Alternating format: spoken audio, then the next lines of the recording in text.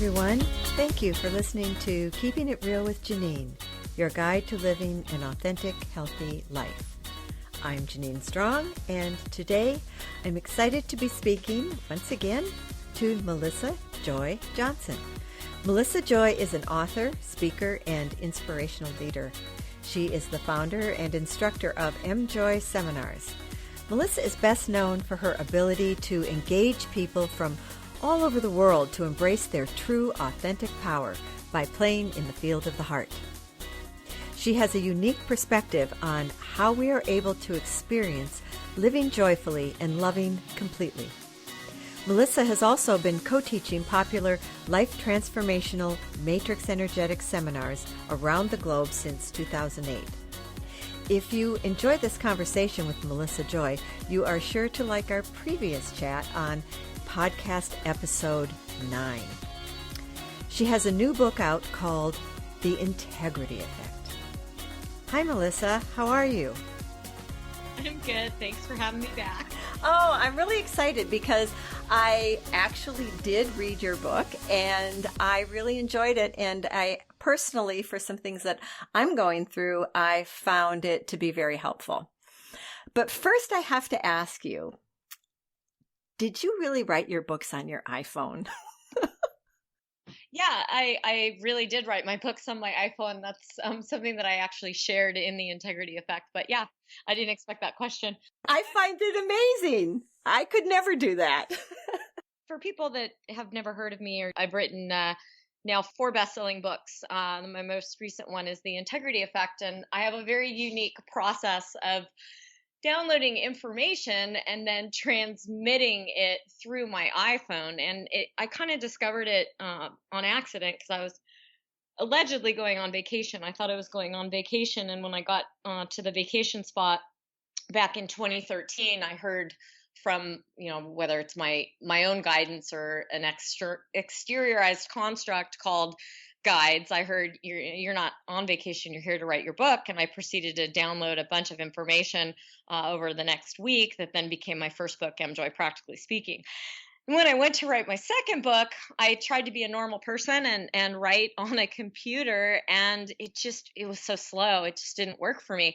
For whatever reason, the virtual keyboard of an iPhone, it's just lightning fast. And so the answer is yes, I absolutely write my books on my iPhone. It's an unusual process, but it works for me and it's super efficient. And then I've just learned to transfer everything to my computer because sometimes iPhones break down or you have water spill on them or, things happen. So that happened to me in the first round of writing The Integrity Effect. I talk about this in the book where I woke up and my iPhone had been flooded by a broken glass and I couldn't write. And I felt paralyzed at the same time. The experiences that unfolded during the time frame that I couldn't write were necessary in order for me to be able to write the book. So it was all perfect. Yeah, and that was actually one of my favorite chapters. I found it very, very fun to read. the last chapter that I actually wrote first. Yeah, I thought that was pretty cool. Well, thank you. Appreciate it. So let's start with, what is the integrity effect?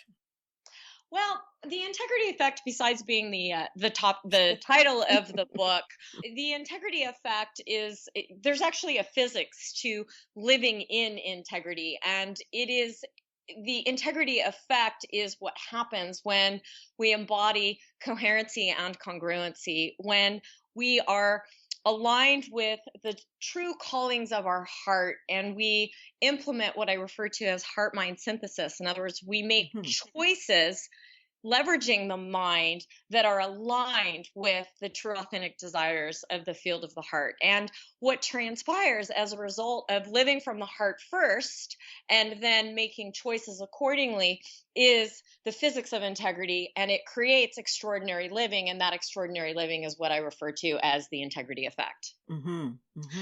And there's something about the integrity effect in that we're all essentially hardwired for integrity. The integrity I'm talking about, it's not some moral standard or a series of behaviors or social mores. It's none of those external references. The integrity effect is a state of being connected to your true authentic self and living aligned with what is right, true, and correct for you. And it's really an inner volition of the heart that then is projected and reflected out in life situations and circumstances.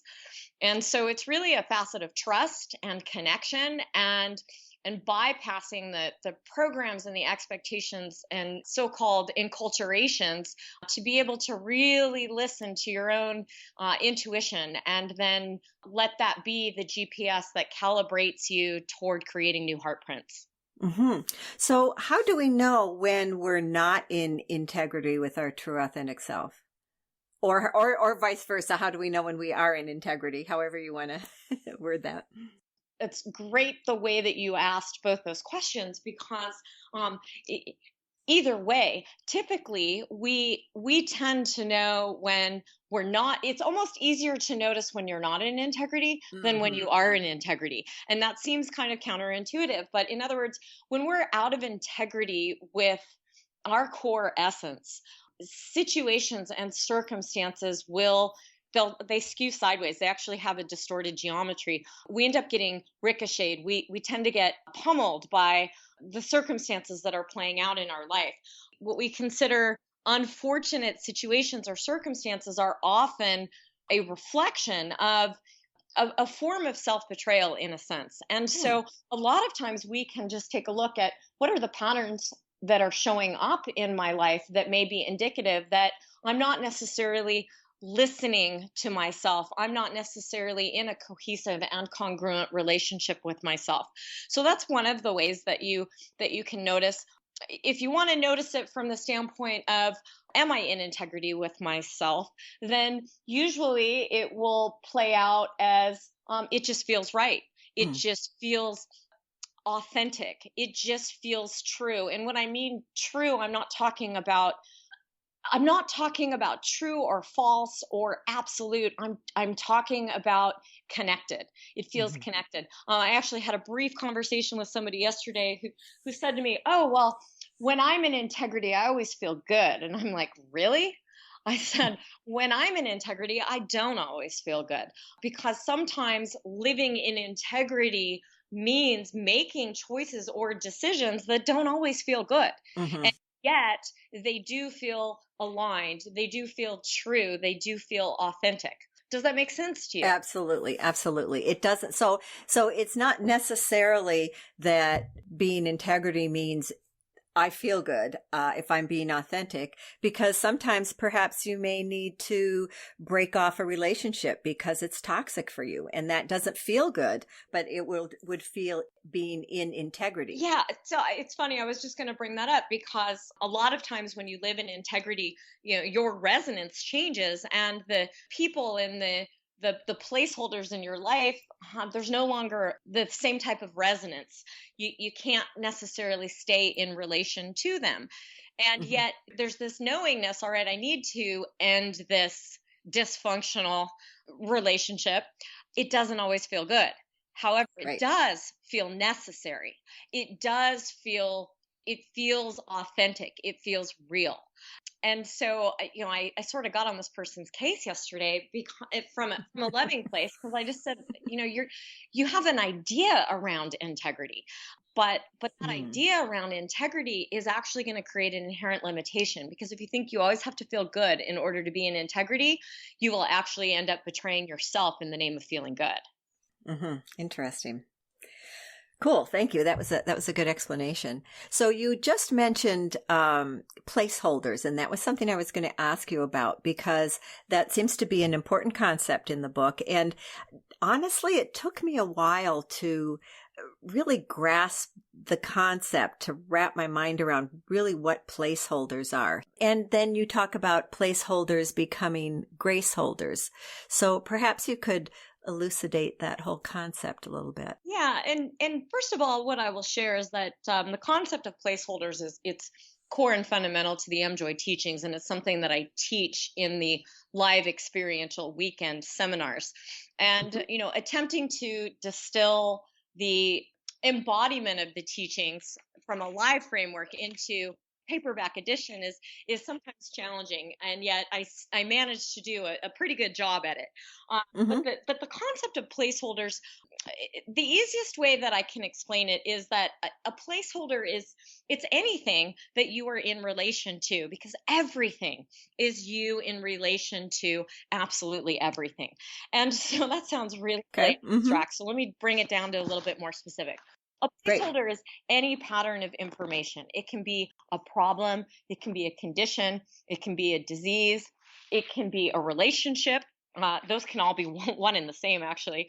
It can Hmm. also be a true authentic desire or a possibility or probability that's not actualized. It's not necessarily always something negative or always something positive.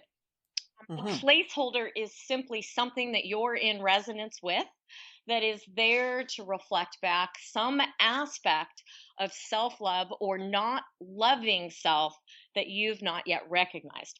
And the term placeholder, it has a couple different origins. I originally pulled it from mathematics because I'm a big strong advocate of physics. The physics of Hmm. integrity is what I teach relative to self love, and self love is the whole equation.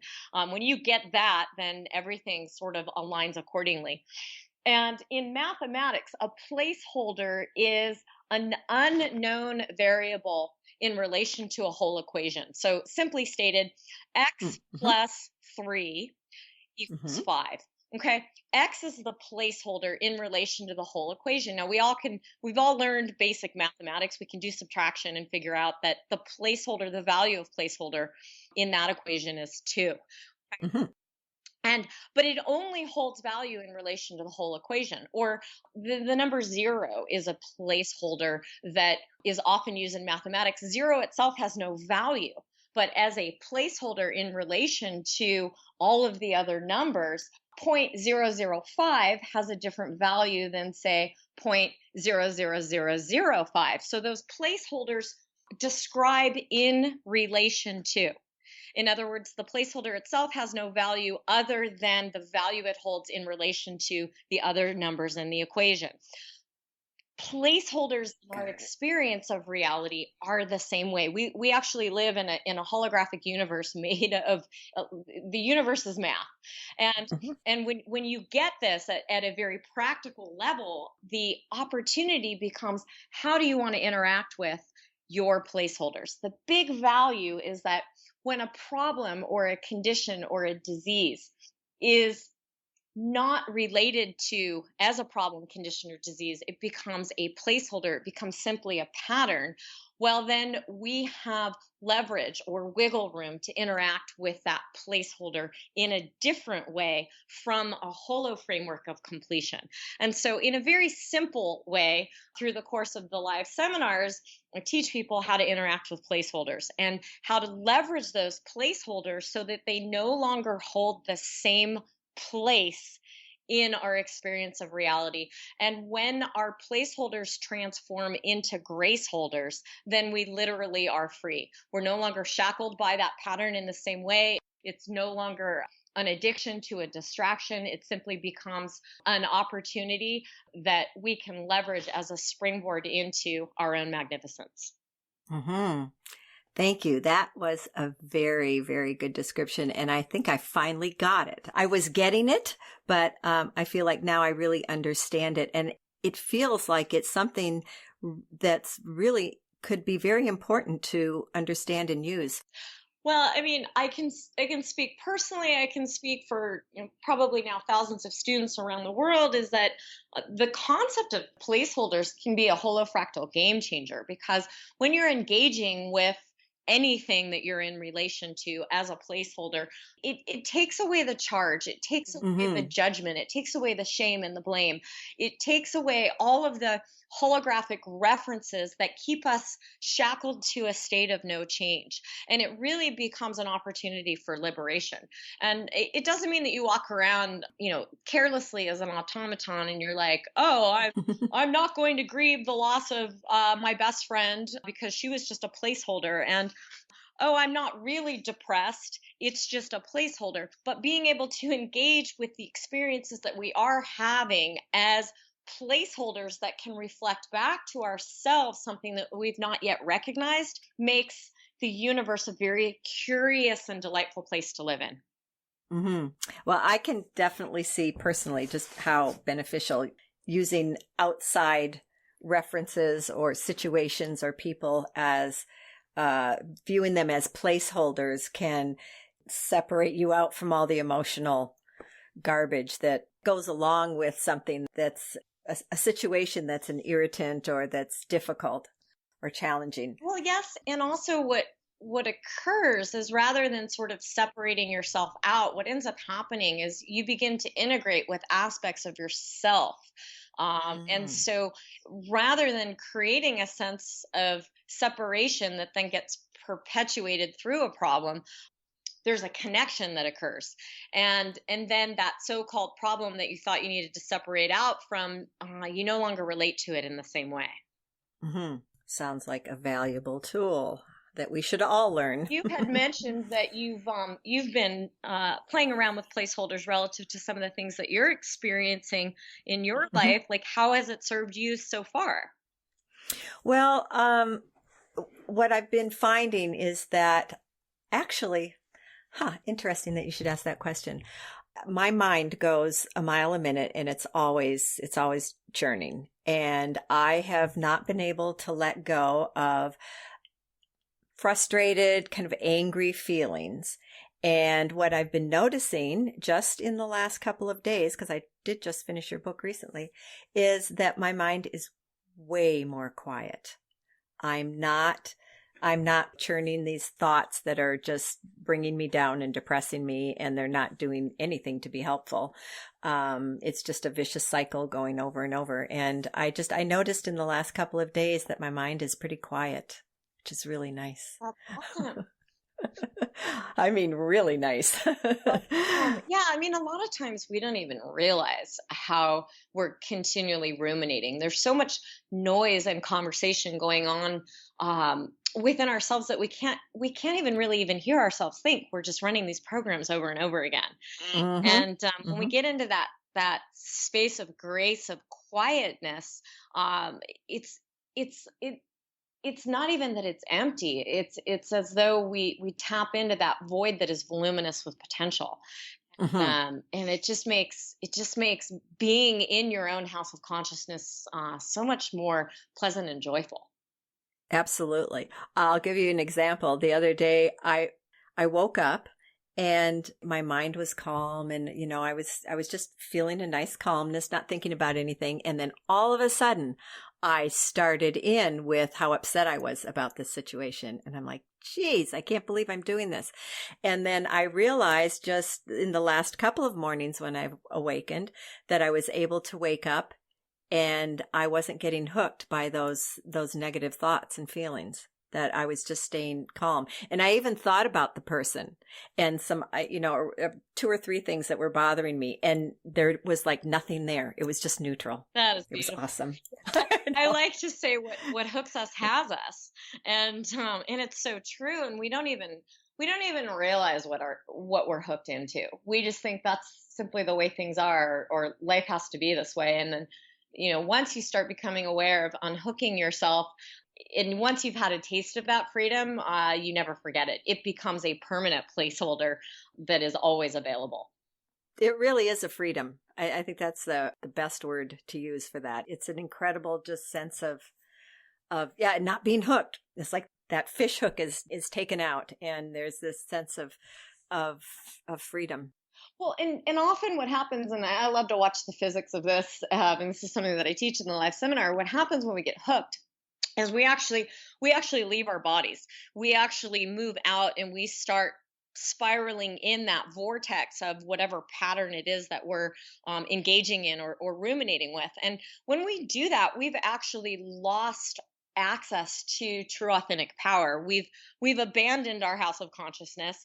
we've moved out of our own inner dominion, and then, well, that just brings forth, a whole bunch of hitchhikers, so to speak, and we wonder Hmm. why we can't change things. The greatest access to change is through the field of the heart. And when we leave our house of consciousness and we're hooked into something, in effect, in many cases, we've left our heart. So I play around a lot in all my books, and particularly in the live seminars, with making the distinctions between being in your heart, being in your problems, being in your heart, engaging with placeholders, and then integrating the placeholders with the field of the heart. And in that whole process, many, many long-standing patterns and grids evolve and dissolve into something very different very quickly.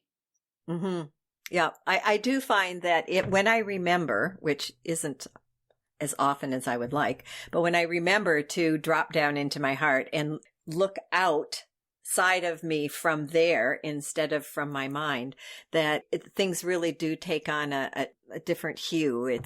I'm not sure what it is, but it gives a way to see things from a different perspective, a more holistic perspective. Yeah, it's funny though. I liked your use of the term hue as you were appearing to struggle to find the words, but you knew exactly Right. what you were saying. The way I look at it is whenever we're coming from our mind with all our perceptual filters and our programming and our conditioning, we're looking at the world through blurry goggles, Mm. and then when we drop into the heart, it's like all of a sudden off with the blurry goggles, and we begin to see more clearly, more coherently. We see the whole picture, we see the whole hologram, so to speak. And things do, in fact, take on a different hue. They actually take on all the hues and all the colors of this diverse tapestry of a magical universe that we live in. And it's often hard to put words around it, but what we're doing is we're returning to our natural state, and we're returning to a sense of wholeness and completion, and we're bypassing the segregation of the mind. Yep, I would agree. And I find that it makes it easier. It's almost like just naturally when you drop down into your heart, it releases any ideas of judgment. It makes it easier to kind of put yourself in the other person's shoes and see out of their eyes.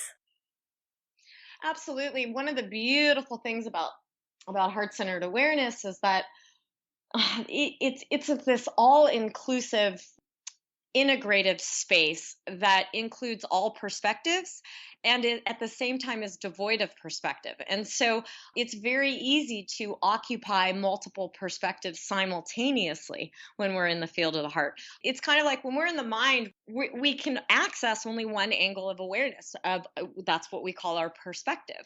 And the field of the heart includes that perspective, but it also expands into including all perspectives. And Hmm. really that's where compassion is birthed from. It's the ability to occupy multiple perspectives simultaneously. A great definition. Thank you. I like that. So I'd like to move to addictions because I found that chapter in your book to be fascinating, how you talk about addictions as distractions. Because most likely, I think everybody's addicted to something. May not be something quote unquote negative. It may be something useful, but we all have our addictions. How are addictions distractions? In the chapter entitled Addictions as Distractions, I open it by claiming we're all addicts. And Mm. um, I preface it off, so as to not offend people with, we're all addicted to love, and I map the neurochemistry of love, and I talk about the science of what our body does when we experience love. There is a trackable neurochemical reaction that occurs in relation to love. A lot of times we don't experience love, and because we're hardwired for love, we will go looking for that neurochemical response in all the wrong places. And so when I talk about being addicted to distractions, what I'm talking about is this incessant search for love.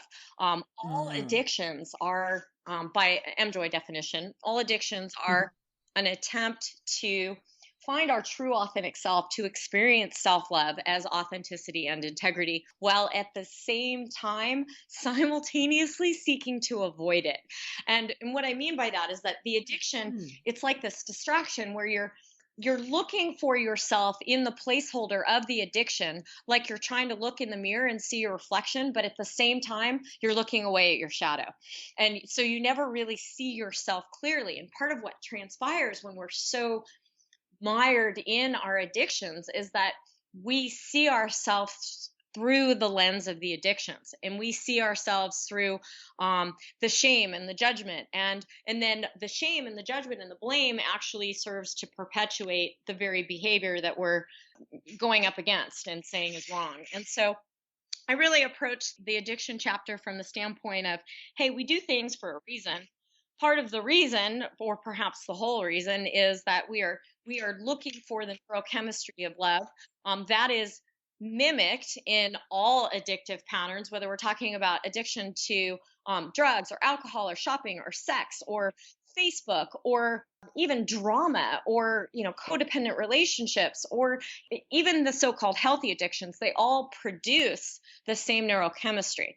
And beginning to approach your addictions as a placeholder gives the opportunity to engage with the pattern and to move from compulsion to choice, to move from needing the addiction in order to feel okay, to recognizing that the very need for the addiction to feel okay is preventing us from feeling okay to begin with. Mm-hmm. Interesting. So, well, let's say for someone is addicted to alcohol, how might you approach that to be helpful to them? Well, I can't necessarily answer the question in such a hypothetical, abstract frame of reference. And here's why. Because it's not a real example that you're giving me, right? Right. So I can't track the patterns of the person who is engaging in drinking, because we've got to treat people, not their addictions. Every single person has a unique configuration of patterns of information, and why that person might be reaching for vodka every night might be different than why someone else might reach for vodka every night. And so my approach would be different.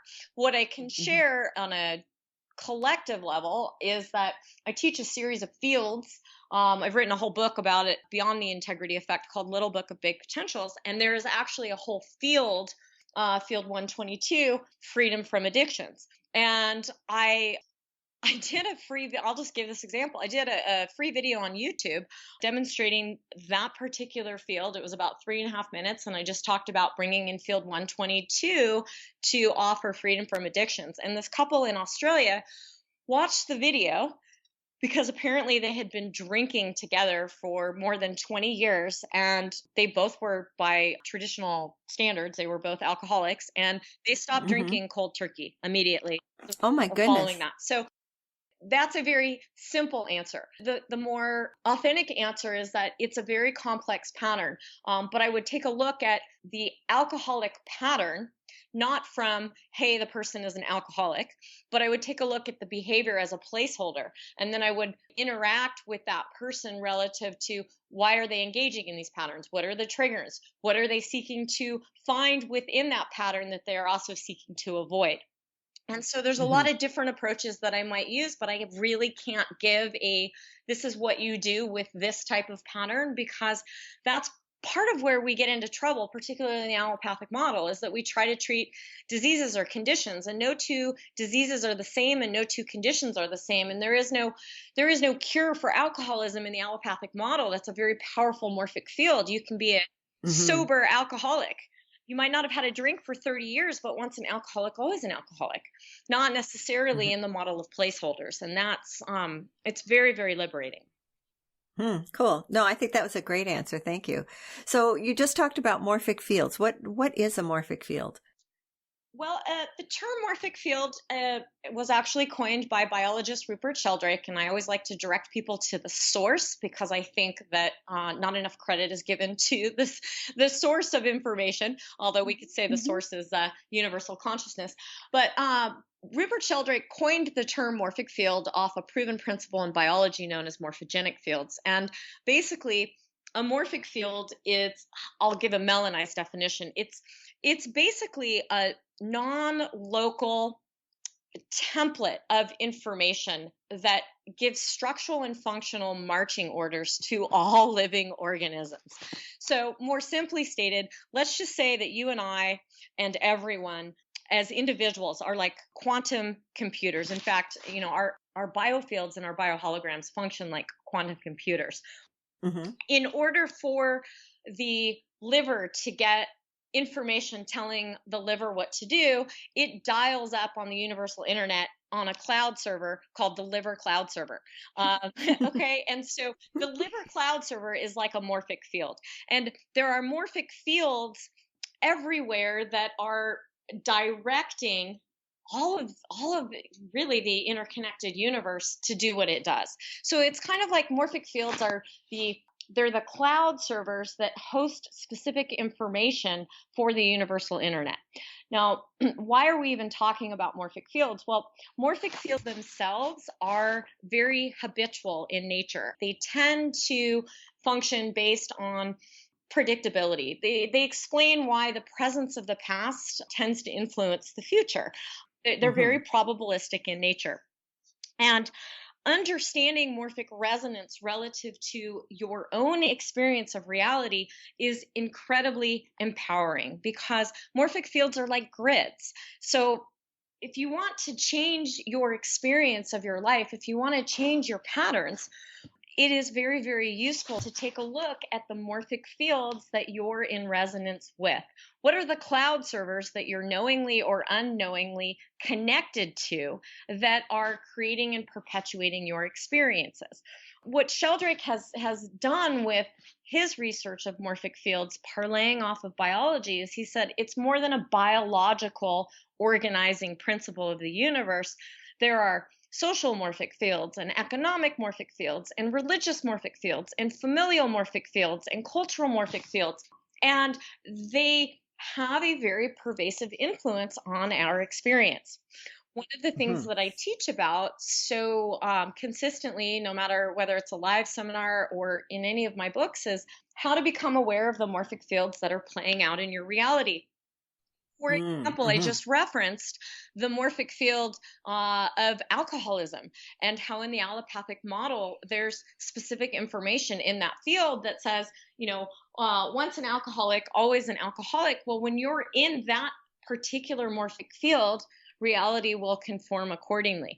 Learning how to change up your resonance can change up your experience. Many diseases are morphic fields. When you're in a morphic field of, let's say, depression, then if you're following the morphic field of depression in an allopathic medical model, then there's going to be certain prognoses or diagnoses and expectations and outcomes that are going to influence your experience. And depression is a morphic field that, by and large, has been engineered by the pharmaceutical industry and has grown and perpetuated and become much more prevalent because there's been more medications that needed to be marketed. So I'm not saying that all depression doesn't benefit from treatments of medications, but depression is an opportunity, and it doesn't necessarily get healed by putting a Band-Aid called Prozac on it. And I think it happens all too often. It's so easy just for a doctor in his 15-minute time with you to just write a script for an antidepressant.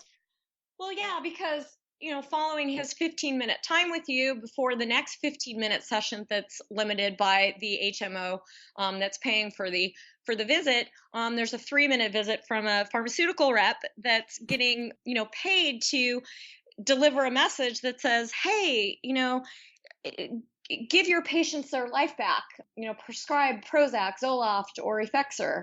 There's a lot of pervasive morphic field influences that are playing out, influencing the behavior. That's probably a whole nother conversation that we could have. I do talk about my experience having spent more than a decade in the pharmaceutical industry, and how many of the common diseases that are now treated were actually made common through pharmaceutical marketing. Interesting. So that lots more drugs can be sold. Really? Well, at the end of the day, yeah, it does boil down to money in that particular morphic field. So what might you say to someone who is going through some depression and they're considering maybe taking an antidepressant because they don't really know what else to do and they want to feel better? Well, first of all, I would say that there's nothing wrong inherently with taking an antidepressant. The last thing you want to do is shame someone for exploring options. And I literally just got off of a session with someone who has been going through a really hard time and is deliberating about taking an antidepressant, and thought that it would be a shameful thing to do because she has a naturopathic background. Mm-hmm. Antidepressants are placeholders. What I will say is that as a placeholder within that depressive experience, which is simply the depression is a gap between who you truly are and how you've conditioned your life to be. And it's an awareness of that gap that creates the depression. So begin to look at it as an opportunity. You may need to take an antidepressant to support you in moving out of the perception of being stuck. Sometimes just making a decision can actually catalyze you into a different resonance. Mm-hmm. However, it's not so much whether you take the antidepressant that is an issue. It's the consciousness behind taking the antidepressant. If you're going to take it simply because you want whatever's going on for you to go away, then you're going to miss the opportunity. And in many cases, antidepressants won't work when that's the mindset behind it. However, if you say, all right, I'm going to allow myself to be in receivership of some help and support, and at the same time, I'm going to explore with curiosity and non-judgment why this experience is playing out for me, why I feel so, quote, depressed, then it can create a completely different configuration. And really, maybe you're not even really depressed. I think I talk about this in the book. Maybe you're eating Cheetos for breakfast. Blood sugar is off. Like what gets diagnosed as depression might be, no, you're working in a windowless office from 8 to 5 and you're breathing recycled air. So there may be other variables at play. Maybe you think you are depressed and the depression is a placeholder, but it's there as a cue to signal something that you've not yet recognized. And that's where it can become a huge opportunity. Right. I like the way you express that, because I know depression can also be a symptom of low thyroid. It can be a symptom of the gut microbiome imbalance and inflammation. There are a lot of reasons for depression. Indeed. And at the same time, a lot of times the physical body is the last one to get the memo. And so it might be as simple as you flip and hate your job. Mm-hmm.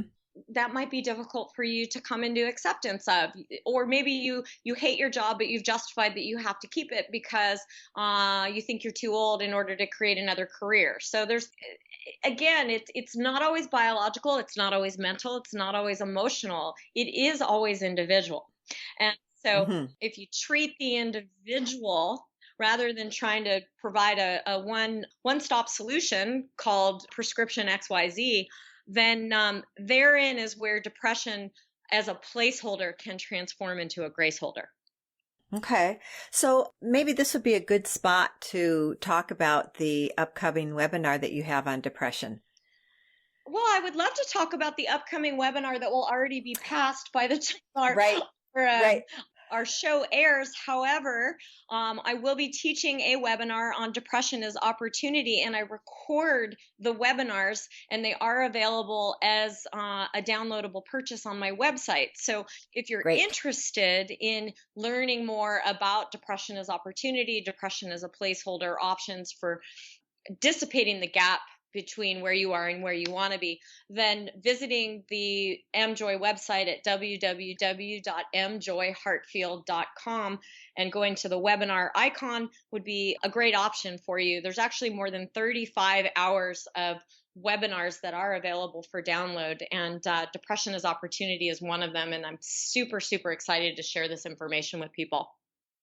I am too. I'm actually planning on listening to it, and I'm really glad. I was going to ask you about that if you're recording them so that people can listen to them later. So that's great. So people will still be able to listen to it, even though it's coming up before this will actually go online. There's no time. So yes, I thoroughly enjoyed teaching that webinar that we all attended. Oh, that's one of the great. best ones I ever did. Well, you're setting that up well, aren't you? It's sold out. That's great. Okay, there was something I'm not quite sure I completely understand how you use the word completion. In terms of how I use it in the integrity effect, in terms of what do I Yes. mean? Yes. Well, so each and every one of us are already fundamentally whole and fundamentally complete. Part of our big challenge in life is getting that, is recognizing that we already are what we wish to become, that within us we contain all of the ingredients necessary in order to create extraordinary lives. We are already complete. Most of our life journeys are spent searching for completion. We are looking for love in all the wrong places. We're looking for that soulmate to make us feel complete. I'm reminded of Jerry Maguire saying, "You complete me." Or as soon as we get that next promotion or another $20,000 in the bank, then we'll feel complete or we'll feel safe, right? So that's what I mean by completion. However, at the physics level, what I am talking about is the physics of hologramming. What I am talking about is how the all is in the small and the small is in the all, that we are the whole universe and the universe is us. And the physics of completion is the physics of the integrity effect. It is the physics of heart-centered awareness. And it is a consciousness of completion.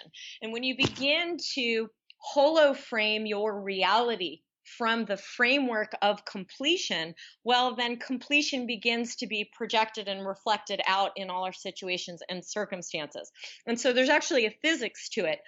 It's the difference between looking to your career or to your relationship or to any placeholder in order to be satisfied, in order to find your happiness, in order to experience joy. And recognizing that joy and happiness and satisfaction is all inherent and innate to all of us. It's within us. And then allowing that to project and reflect out accordingly. So it's approaching reality from the holo framework of completion, where we already are what we wish to become. What might you say to someone who feels stuck in their life? How might you be able to help them move forward with just, a few ideas? Well, let's just pretend, because I can't just go hypothetical. I actually will track into a person. So let's just pretend it's you. And so the first thing that I would say is that you're never stuck, ever. You might absolutely perceive yourself to be stuck. But even in that perceived stuckness, there's a tremendous opportunity. And so I would say, first of all, give yourself permission to have whatever experience that you're having. One of the things that tends to drive us into addictions to distractions is we try to shunt away from whatever experience we're having. So permission to have it doesn't mean you have to have it forever, but just be okay with things sucking right now or feeling stuck. And then become curious about that pattern, become curious about that experience, perhaps as a placeholder. What is it there to reflect back to you in terms of some aspect that you haven't recognized? Because the feeling of being stuck is more like a cloak for fear of making a change, or fear of recognizing that you haven't necessarily felt satisfied for a really long time. And instead of making that change and addressing the fear, you create the illusion called I'm stuck. But we are consciousness and we are always moving. Simply because you've even come into contact with this particular show, things have already begun to move. That there are many, many benevolent forces that are supporting you in embracing the opportunities that feel like the things that you want to get rid of. They become springboards into moving you in a different direction. And so if you were to give yourself permission to be okay with being stuck, and then notice how you're not really stuck at all, that there are a series of opportunities surrounding you in any given moment, what choice that you could make would bring you the greatest joy? And you don't necessarily have to make that choice. We just want to start opening into it. and sitting with that.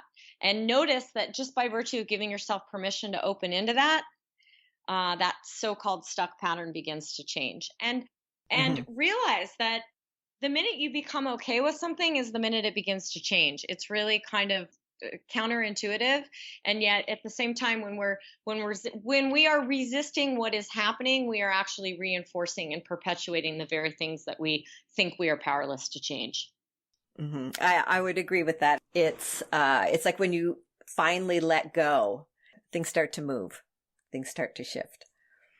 Indeed, and sometimes things start to shift before you let go. And then while things are shifting, you notice that you happen to have let go in the process. And that could be helpful because I know for myself, I'm like, you mean I have to let go in order to change? If I could let go, then I wouldn't need to change. Right. So I get all hung up on the need to let go. And then all of a sudden I'm clinging to the very thing that I think I have to release. And it can almost create a hindrance. So sometimes moving in the direction that you want to be flowing is an easy, graceful way to let go, because you've just moved into a completely different configuration, and suddenly the idea of needing to hold on to something, it doesn't hold the same value anymore. That's a good point. Great. Thank you.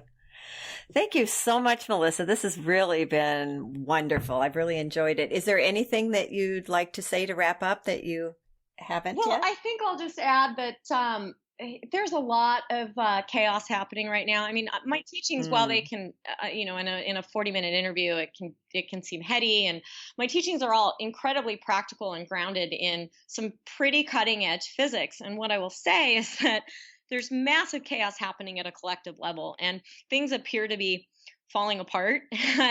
And at the deepest level of the implicate order, things are really coming together in an entirely new way. And it's super easy to get paralyzed by fear, or to take a look at some of the current events and to think that the world as we know it is coming to an end. And at a certain level, it's coming to an end so that we can open into new beginnings and new possibilities. And so it's a dynamic time to be alive. It's also a very exciting time to be alive. And I would just say to all of our viewers, we're going to be okay. And some part of your heart knows this, and trust that inner knowing, and you will be guided, and you will make it through. Thank you. Wise words. It is a tough time right now. It seems like, not just politically, but weather-wise, with all of the hurricanes and tornadoes and earthquakes and, oh my goodness. At fires, we have fires here. A lot is going on. So there is definitely change afoot, and I'm holding out that it's change for the better. Love is reconfiguring. We'll put it that way. I like that. Thank you. Love is reconfiguring.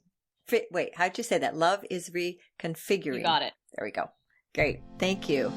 Well, everyone, you can find out more about Melissa Joy Jonsson's work online. What would you say your website again? www.mjoyheartfield.com. Great. She has online seminars and in-person seminars. I have found Melissa to be incredibly dynamic. She's an awesome teacher. Don't pass up an opportunity to work with her if you can. So you've been listening. Sorry, go ahead. I was just thanking you. Oh, you're welcome. You've been listening to Keeping It Real with Janine. I hope you've enjoyed my conversation with Melissa Joy. And if you haven't already, please go to the podcast website, realjanine.com, and check out my other conversations with interesting people. I hope you learned something new today that you can use in your life. Take care and be well.